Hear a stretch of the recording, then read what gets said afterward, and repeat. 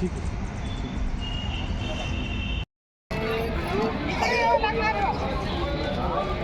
मस्जिद के बाद आ रहा, मस्जिद के बाद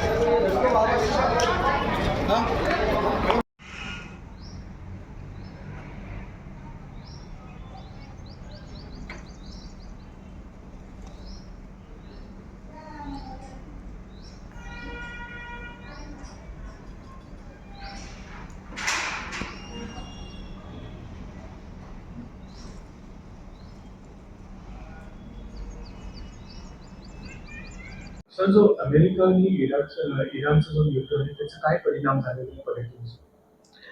हां, नमस्कार. मी विजय जाधव, उपसंचालक पर्यटन विभाग, छत्रपती संभाजीनगर. आज इस्रायल आणि इराण यांच्यात जो संघर्ष चालू आहे, त्या संघर्षादरम्यान बाहेरून येणारे जे पर्यटक आहेत त्याच्यावरती नक्कीच फरक जाणवत आहे. अगोदर येणारे जे फॉरेनर टुरिस्ट होते ते खूप कमी झालेले आहेत.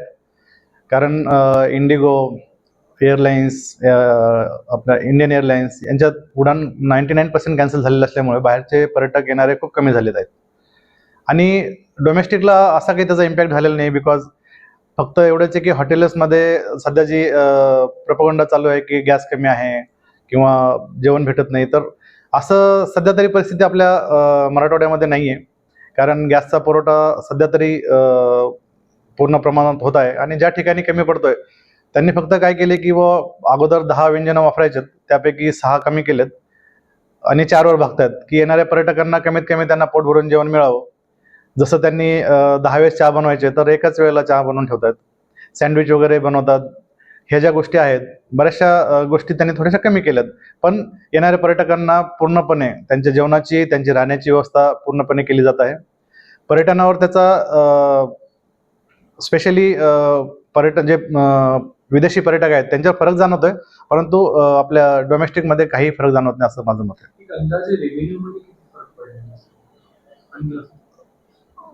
मला असं वाटतं की एक 10 ते 15% पर्यंत असा फरक जाणवल्याच्या पेक्षा जास्त नाही. कारण जो पर्यटक आहे येणारा असेल किंवा इथं थांबलेला असेल, त्यांचे जे एक्सपेंडिचर होत आहेत ते काही बंद होत नाहीत.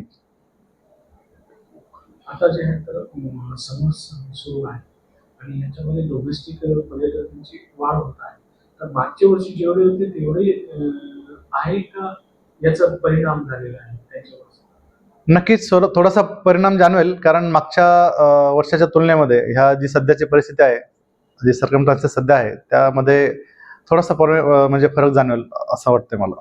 आपलं नाव? विजय जाधव, उपसंचालक पर्यटन विभाग, छत्रपती संभाजीनगर.